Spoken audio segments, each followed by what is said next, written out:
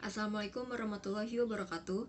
Perkenalkan, nama saya Rahmawati Dwi Fitri Farida dengan NPM 20204550031 dari kelas S3D ingin mempresentasikan UPM atau tugas besar dari mata kuliah Studio Perancangan Arsitektur 2. Seperti yang kita ketahui, leisure park adalah waktu luang.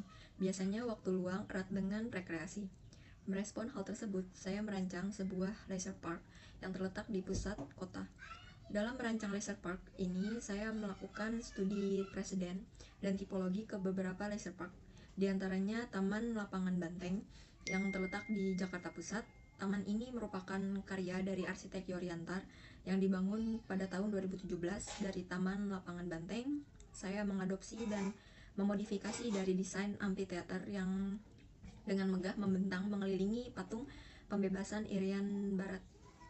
Selain Taman Lapangan Banteng, saya juga melakukan studi presiden pada Zintari Forest Park yang terletak di Latvia. Taman ini unik karena terletak di area pengembangan perumahan dan objek publik yang masih berbasis alam. Taman ini didesain dengan sistem modul bercabang yang dipadukan dengan bentuk-bentuk infrastruktur yang sederhana. Kemudian saya juga menelaah Taman Wisata Matahari karena ia sudah sangat terkenal sebagai teman rekreasi keluarga.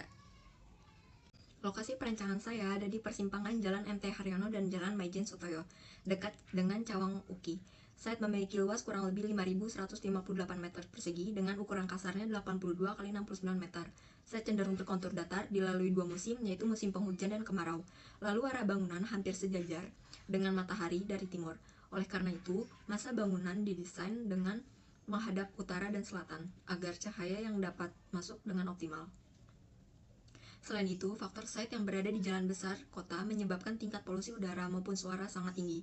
Untuk merespon hal ini, maka diperlukan tanaman atau pohon yang ditempatkan di terdepan site agar melindungi dari polusi-polusi tersebut. Di sekitar kawasan site terdapat berbagai macam infrastruktur, di antaranya halte busway BNN dan halte busway Cawang Uki. Terdapat JPO dan sedang ada pembangunan LRT Jabodetabek, sehingga dari keempat hal ini sangat menguntungkan site karena site berada di lingkungan yang sangat strategis. Namun, hal ini juga berdampak pada tingkat kemacetan yang sangat tinggi, apalagi di jam-jam krusial perkantoran atau di saat musim penghujan. Untuk merespon hasil analisa studi dan analisa site, maka saya mengelompokkan tingkatan user dalam menelaah aktivitas-aktivitasnya. Di antaranya ada anak kecil dengan aktivitas khas seperti bermain, berkeliling, dan berbagai kegiatan fisik lain. Selain itu, untuk user remaja dengan aktivitas seperti bersantai, berolahraga, atau membaca buku. Lalu untuk dewasa dengan aktivitas yang beraneka ragam seperti bersantai, berolahraga, atau menginap. Maka dari hasil analisa tersebut didapatkan bangunan-bangunan yang akan didirikan diantaranya amphitheater, food court, public library, children playground, skate park, musola, toilet, jogging track, dan fasilitas tambahan seperti mini lake. Berdasarkan hasil studi analisa, maka bangunan diputuskan memiliki 3 poin utama, yaitu safety, sustainable, dan balance. Maka dari itu, saya memutuskan untuk gaya desain modern industrial saya terapkan dalam perancangan bangunan ini. Penggunaan material baja sebagai salah satu struktur utama menghadirkan kesan kuat dan kokoh. Lalu ilusi pencahayaan diatur sedemikian rupa menggunakan kisi-kisi agar memberikan kesan dramatis serta sebagai sirkulasi alami udara.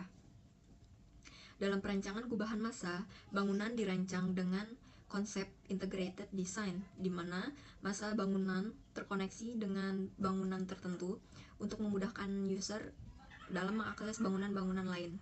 Berikut proses gubahan massa. Divide, yaitu membagi bentuk lingkaran dengan ukuran-ukuran yang bervariasi. Adjust, mengatur bentuk sesuai dengan keinginan.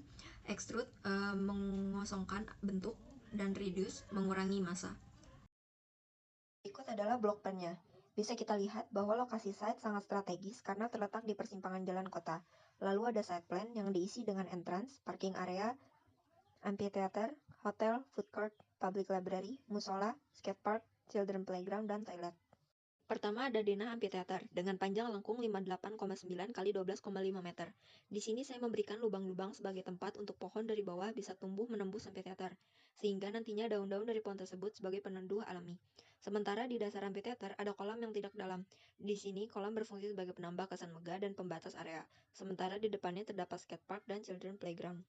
Lalu di sini ada food court yang terdiri dari 7 tenan dan menghadap ke mini lake. Di sini selain pengunjung bisa menikmati santapan, juga bisa bersantai di kolam, melihat ikan-ikan atau mendengar gerimicik air. Lalu untuk mengakomodir pengunjung yang ingin menginap, maka disediakan hotel yang tidak terlalu besar dengan fasilitas-fasilitas penunjang seperti hotel lainnya. Namun di lantai dasar terdapat mini lake bagi pengunjung yang ingin bersantai namun private. Di lantai 2 terdapat konektor ke amphitheater sehingga pengunjung yang ingin ke amphitheater bisa langsung ke sana tanpa perlu turun ke bawah dahulu. Kemudian ada public library yang terdiri dari 2 lantai. Di sini saya merancang public library dengan ada void sehingga bangunan memiliki ceiling yang tinggi dan menambah kesan luas pada bangunan. Di samping public library terdapat musola dan toilet umum yang terintegrasi dengan public library. Di sini saya memberikan atap kisi-kisi pada area wudhu agar ada cahaya alami yang masuk ke dalam. Berikut adalah gambar tampak dan potongan keseluruhan masa bangunan.